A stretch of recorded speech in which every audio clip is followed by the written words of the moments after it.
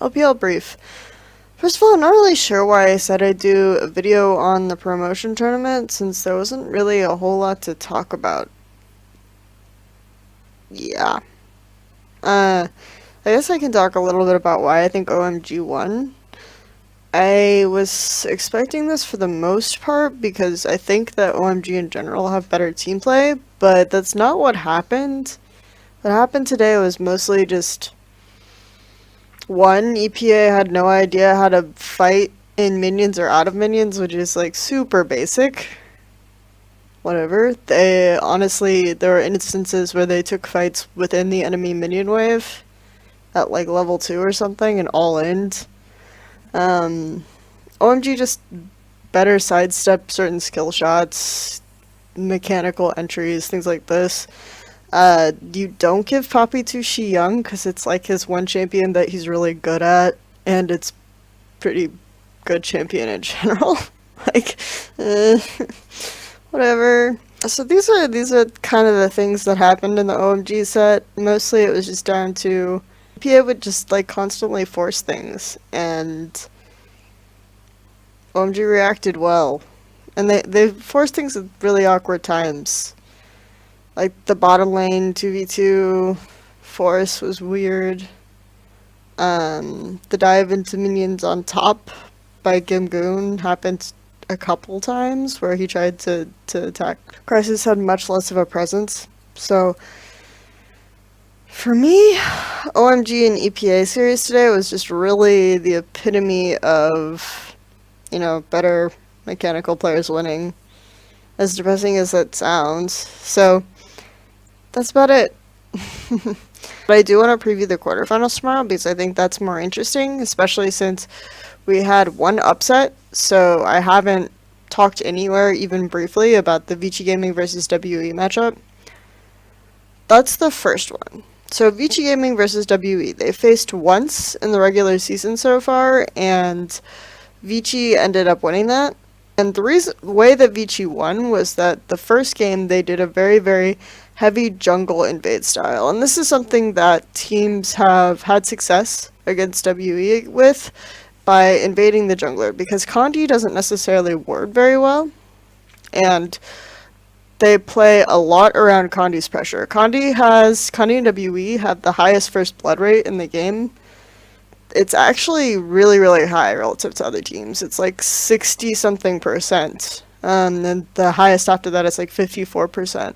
So really, really effective at getting first bloods. Even though I think of WE as more of a team that scales and a team that does this, they're very good at, I think, counter ganking and understanding when to apply jungle pressure. Condi, as I also said, is much more aggressive on certain picks like Kindred or Lee Sin. He'll be super aggressive on those types of picks, but a lot of times he'll also just farm on things like Graves or things like that. So I think that this is going to be the big key here, especially since Dandy, both of these teams are very, very jungle centric, right? And I think Dandy thinks of himself as a jungle who carries by ganking, but he's really a jungle who carries by farming and carrying team fights and taking the kills himself, and he really needs to kind of start owning this. Very few junglers do I advise them to stop building Tracker's Knife and go Red Smite, but he would be like the only one.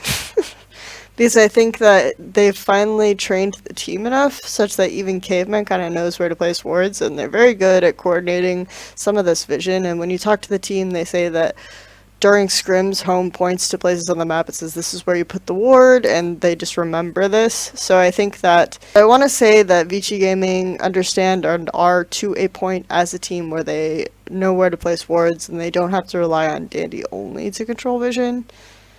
It's not an ideal situation to have a carry jungler not build a vision item, but I don't know, I just think that Dandy is in a unique situation where he really needs the damage. Long has been very stable. I don't think that WE will just give up Maokai every game. They might. I think 957 has a really weird champion pool. He'll have some games where he just seems really good and some champions that he just seems really good on. And then he'll just check out in other games and like get Flame Horizoned. 957, everyone acknowledges 957 as a very mechanically gifted player, but I think he's extremely inexperienced. For a while, him and Kondi were the highest on the Korean ladder. That is definitely not true anymore because the top like 5 accounts are 3/5 EDG at this point. 57, very good at climbing solo queue, very good individual player. But he doesn't necessarily show that on a consistent basis, and overall, right now, he looks like the weakest link on WE, whereas I think Long is a very, very strong, consistent player who's, you could actually argue, is in the top ranked LPL top laners right now, even though, you know, a lot of his success recently against Marin was using Maokai. I think his TP sense and VG as a team just worked more cohesively around using that teleport and using Long and Dandy. VG as a team are kind of able to identify where their strengths are and not and play to them, whereas I think that IG are a team that haven't really done that, and that was a big difference, is because I think IG and VG both have really terrible bot lanes, but VG have acknowledged it by not making them the main carries in their composition, but IG feel like the best way to compensate for that is to put a bunch of shields and a bunch of pressure onto onto Rain as their carry. It's not working at all. So yeah, I think that would be the main difference in my mind of VG and IG, is that VG seems like a team that really understands where their strengths are overall. WE, for me, don't have any concept of strategy like that. Their wording is not very good. They rely a lot on Kondi being able to take initiative and invade. So right now, I really feel like VG are going to take this. It's just there's this slight advantage. I think overall, on the roster, WE have better individual players. I would say the advantage on VG goes to jungle and top. Mid, because of the specific way in which Easyhoon has to impact the game, he has to have some sort of global mid pick. He has to hold the lane. He's not really a carry. He has a kind of limited effective champion pool. Maybe not necessarily by what he can play, but by what his team demands. I would give it to Shia, not because I think Shia is a better player, but because I think that Shia does more overall in terms of what is required of him. He's had games where he's carried. He's had games like this. So I would say that mid and bottom are actually WE favored, and the team overall play better around those roles than VG does, but I would say that topside is VG, and so in the sense you get this idea that WE is slightly favored in terms of well-rounded comprehensiveness. Dandy for me is a candidate for best player in the LPL. He has been all split, essentially. So you can make some argument that VG had the better players just because they have Dandy, but that bottom lane, man, I mean, today the casters were kind of talking about how Endless's Ash arrows were good, but he had like a 1 in 10 actually land. I was not seeing Endless stepping up at all, honestly. He still felt like he was only really performing because Dandy was going to his lane and ganking for him. He wasn't doing super well in the matchup by himself. He was a big reason why they lost the second game.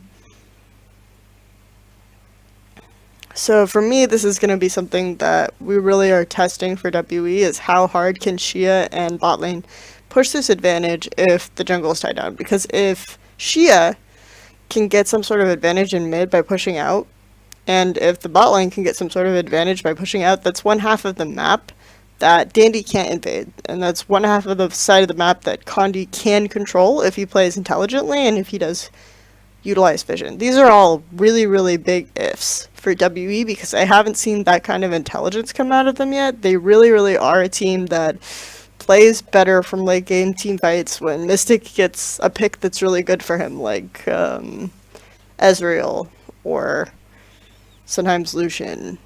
If he gets a pick like Ezreal in particular, like I actually think Ezreal's a worthy ban against WE, then he can really take over a late game team fight. So in the late game, if WE don't fall behind too much from VG's invades and strategies like this, I think that it will go to WE.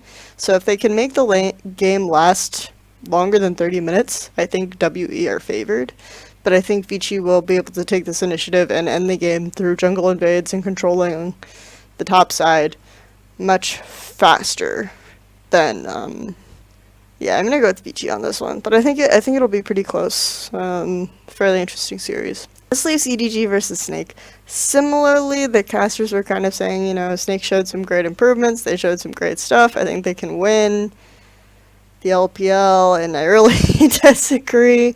And this isn't against casters, because one, I know that in the heat of it, it's like the team's performing well. You gotta hype them up. You gotta say, wow, they're looking improving, like they're improving and all this other stuff. But Snake got like the most broken composition I've ever seen against, except it didn't have Maokai, so or Echo. Oh well, IG took Echo, but they put it mid, and they built a tank with no damage sources really other in the early game other than their bot lane, which we've already discussed how that works. They had no early pressure at all, so of course Snake just took over the entire game. Like, this is not something that exciting. They made several early game fumbles. I do think just by virtue of having a better team fighting composition, that Snake's team fighting looked better than it actually is. Poppy Azir. Okay. I am not, for me, this team doesn't necessarily convince me, because I think that when they are ahead, they can get some surprising advantages by understanding which lane to pressure, how to 1-3-1, but when they're behind, they make much more mistakes. If they're even, they make much more mistakes. IG historically have not done well in the swap, so from my perspective, it was expected that they wouldn't trade turrets back, you know, because this is how Snake beat them in the regular season as well. EDG are really interesting because I think that they have used their time to kind of understand the swap and fast push better. They have actually taken advantage of being able to learn to swap and manipulating these side advantages. But sometimes core will die in the swap, or they'll make these small mistakes, but I think overall their concept and their understanding is better. So this is why, from my perspective, the Snake won't be able to take advantage of that as quickly. And also, EDG are the team that averaged the most towers taken at 15 minutes. They average almost 2 towers taken at 15 minutes, I think. So it's actually rare for an LPL team. So I think that it won't be a situation where Snake can just take advantage of them by understanding which turrets to take advantage of. I also think that their draft priority will be much better than IG's. They've prioritized picks like Azir before. They've put Korowon is actually a good Maokai player. So to me, this is just going to be a series that EDG still wins pretty easily. But just because I think EDG better understand team fights as well and all these other aspects. So I really don't think Snake is a team that's going to advance past this round. This is going to bite me in the ass, but that's my prediction for now. In any case, one thing that will be interesting for this is, like, if they can get an advantage from top, because EDG do more and more ignore their top laner. I think they need to get better vision on top side around Quoro to mitigate some of these factors. But that's my general prediction for the EDG series. So, that's it. OMG just better sidestep certain skill shots, mechanical entries, things like this. You don't give Poppy to Shi Young because it's like his one champion that he's really good at, and it's pretty good champion in general. Like, whatever. So these are kind of the things that happened in the OMG set, mostly LPL Brief. First of all, I'm not really sure why I said I'd do a video on the promotion tournament, since there wasn't really a whole lot to talk about. Yeah. I guess I can talk a little bit about why I think OMG won. I was expecting this for the most part because I think that OMG in general have better team play, but tried to attack. Crisis had much less of a presence. So for me, OMG and EPA series today was just really the epitome of, better mechanical players winning, as depressing as that sounds. So that's about it. But I do want to preview the quarterfinals tomorrow, but it's just down to EPA would just constantly force things, and OMG reacted well. And they forced things at really awkward times. Like the bottom lane 2v2 force was weird. The dive into minions on top by Gimgoon happened a couple times where he tried. That's not what happened. What happened today was mostly just one, EPA had no idea how to fight in minions or out of minions, which is super basic. Whatever. They honestly, there were instances where they took fights within the enemy minion wave at level 2 or something and all in.